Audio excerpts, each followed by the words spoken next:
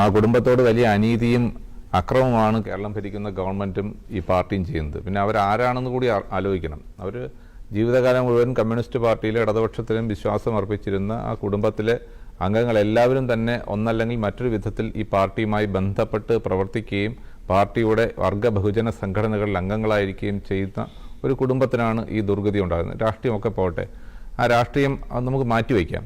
പക്ഷെ നമ്മളൊരു കാര്യം ആലോചിക്കേണ്ടത്, നവീൻ ബാബു എന്ന് പറയുന്ന ഒരാൾ, അദ്ദേഹം ഒരു ചെറിയ സാധാരണക്കാരനല്ല. അദ്ദേഹം സർക്കാരിലെ ഒരു ഉന്നതമായ ഒരു പദവിയിൽ ഇരുന്ന് അതിൽ പ്രവർത്തിച്ചിരുന്ന ഒരാളാണ്.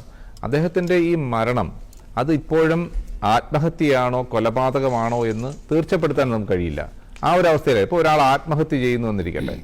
ആത്മഹത്യ ചെയ്യാൻ വേണ്ടി എന്തെങ്കിലും ധാരാളം കാരണങ്ങളുണ്ടാകും. ഒന്ന്, മാനസികമായ പ്രശ്നങ്ങൾ കൊണ്ട് ആത്മഹത്യ ചെയ്യുന്നവരുണ്ടാകാം, സാമ്പത്തിക പ്രശ്നങ്ങൾ കൊണ്ട് ആത്മഹത്യ ചെയ്യുന്ന ആളുകളുണ്ടാകാം, ഓവർ ആങ്സൈറ്റി കൊണ്ട്, ഭയം കൊണ്ട്, അങ്ങനെയൊക്കെ പല കാരണങ്ങൾ കൊണ്ട് അത് നമുക്ക് ഈ ഇപ്പം വിശദീകരിച്ച പോലെ ആത്മഹത്യക്ക് പലവിധ കാരണങ്ങൾ, അത് മാനസിക രോഗങ്ങളോ അല്ലാതെയൊക്കെയുള്ള കാരണങ്ങൾ കൊണ്ട് ആത്മഹത്യ ഉണ്ടാകും. പക്ഷെ ഇവിടെ ഇദ്ദേഹത്തിൻ്റെ ഒരു കുടുംബജീവിതം എന്ന് പറയുന്നത് വളരെ സംതൃപ്തമായ ഒരു കുടുംബജീവിതം, ഭാര്യയും മക്കളുമായി സന്തോഷത്തോടൊരു കുടുംബജീവിതം നയിച്ചിരുന്ന ഒരു വ്യക്തിയാണ്. അദ്ദേഹത്തിന് മറ്റ് മാനസിക പ്രശ്നങ്ങളൊന്നുമില്ല, സാമ്പത്തികമായ പ്രശ്നങ്ങളില്ല, ഭാര്യയും ഭർത്താവും ഉന്നതമായ ഉദ്യോഗത്തിലിരിക്കുന്ന ആളുകളാണ്.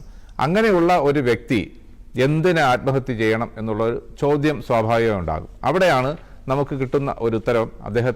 അദ്ദേഹത്തിൻ്റെ യാത്രയയപ്പ് സമ്മേളനത്തിൽ ജില്ലാ പഞ്ചായത്ത് പ്രസിഡന്റ് ക്ഷണിക്കാതെ അവിടെ എത്തുകയും അവിടെ വച്ച് അദ്ദേഹത്തെ അപമാനിക്കുകയും അദ്ദേഹത്തെ ആക്ഷേപിക്കുകയും അദ്ദേഹത്തെ അഴിമതിക്കാരനായി ചിത്രീകരിക്കുകയും അദ്ദേഹത്തെ ഭീഷണിപ്പെടുത്തുകയും ഒക്കെ ചെയ്യും. ഇതെല്ലാം വീഡിയോയിൽ ചിത്രീകരിക്കാൻ ആളെ കൊണ്ടുവന്ന് വീഡിയോയിൽ ചിത്രീകരിച്ച് അത് പ്രചരിപ്പിക്കുകയും ചെയ്തു. അതിൻ്റെ മനോവിഷമത്തിലാണോ അദ്ദേഹം ആത്മഹത്യ ചെയ്തത് എന്നുള്ള ഒരു സംശയമാണ് ആദ്യം ഉണ്ടായിട്ടുള്ളത്.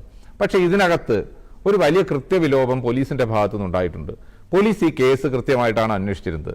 ഇന്ന് കുടുംബം ആരോപിക്കുന്ന കാര്യങ്ങൾ, ആ ആരോപിക്കുന്ന കാര്യങ്ങൾ നമുക്ക് വാസ്തവം സാമാന്യ ജനങ്ങൾക്ക് അവർ പറയുന്ന കാര്യങ്ങൾ ശരിയുണ്ട് എന്ന് തോന്നുന്നുണ്ട്. നമുക്കിപ്പോൾ അറിയാമല്ലോ, നവീൻ ബാബുവിന്റെ മരണം കഴിഞ്ഞ് അദ്ദേഹത്തിന്റെ ചിത കെട്ടണഞ്ഞ് പോയിട്ടുണ്ട്. പക്ഷേ അദ്ദേഹത്തിന്റെ ഭാര്യയുടെയും അദ്ദേഹത്തിന്റെ 2 പെൺമക്കളുടെയും മനസ്സിലെ ചിത ഇന്നും ആളിക്കത്തുകയാണ്.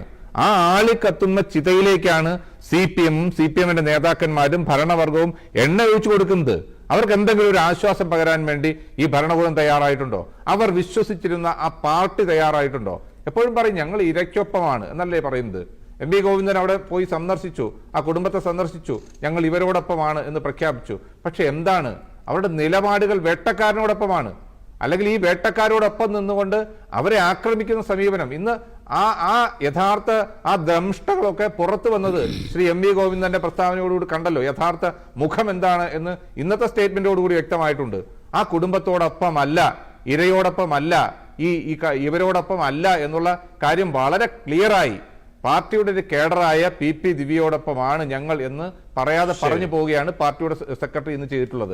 ഇവിടെ ഇതിനകത്ത് ഇന്ന് ഇത് ഒരു കൊലപാതകമാണ് എന്നുള്ള ഒരു സംശയം സ്വാഭാവികമായും പല കേന്ദ്രങ്ങളിൽ നിന്ന് ഉന്നയിക്കുന്നുണ്ട്. അതിന് ആ കുടുംബം പറയുന്ന പ്രധാനപ്പെട്ട കാര്യം എന്ന് പറയുന്നത്, അവിടെ ഈ കുടുംബം അവിടെ ഇദ്ദേഹം ആത്മഹത്യ ചെയ്തു എന്ന് പോലീസ് പറയുന്നു. ആത്മഹത്യാ കുറിപ്പ് പോലീസ് കണ്ടെത്തിയിട്ടില്ല.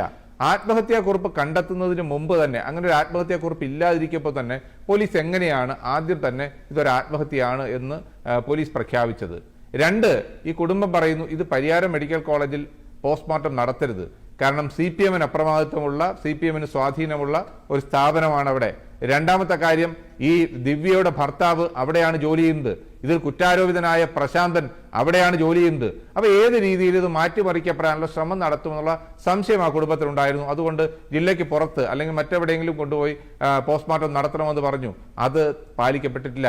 2, അവരവിടെ എത്തുന്നതിന് മുമ്പ് ആ പോസ്റ്റ്മോർട്ടത്തിനുള്ള നടപടികൾ പൂർത്തിയായി, ഇൻക്വസ്റ്റ് നടപടികൾ പൂർത്തിയാക്കി. ബന്ധുക്കളുടെ സാന്നിധ്യം അനിവാര്യമാണ് എന്നുള്ള കാര്യം ഇവിടെ ശ്രീ ജോർജ് ജോസഫ് സാറുണ്ട്. അദ്ദേഹത്തിന് ഈ കാര്യങ്ങൾ, അദ്ദേഹം ഒരു കുറ്റാന്വേഷണ രംഗത്ത് പ്രഗത്ഭമായ പ്രവർത്തനം നടത്തിയിട്ടുള്ള അദ്ദേഹം ഈ കാര്യങ്ങൾ വളരെ അദ്ദേഹത്തിന്റെ എക്സ്പീരിയൻസിൽ നിന്ന് അദ്ദേഹം കുറെ കാര്യങ്ങൾ പറഞ്ഞു. പക്ഷെ അത്തരത്തിലുള്ള ഒരു ആത്മഹത്യയാണെന്നോ കൊലപാതകമാണെന്നോ തീരുമാനിക്കുന്നതിന് മുമ്പ് പോലീസിന് ചില മുൻധാരണകൾ ഉണ്ടായിരുന്നു. CPMന് അല്ലെങ്കിൽ ഈ പ്രതികളെ സഹായിക്കാൻ നിൽക്കുന്ന ആളുകൾക്ക് മുൻധാരണകൾ ഉണ്ടായിരുന്നു.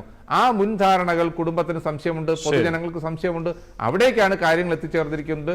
ഇന്ന് നീതിക്ക് വേണ്ടി പാർട്ടിയിൽ വിശ്വസിച്ചിരുന്ന കമ്മ്യൂണിസ്റ്റുകാരായ അല്ലെങ്കിൽ CPM അനുഭാവികളായ ഇടതുപക്ഷക്കാരായ ആ കുടുംബം നീതിപീഠത്തിന് മുന്നിൽ നീതി തേടി അലയേണ്ട ഒരവസ്ഥ കേരളത്തിൽ ഉണ്ടായിരിക്കുകയാണ്.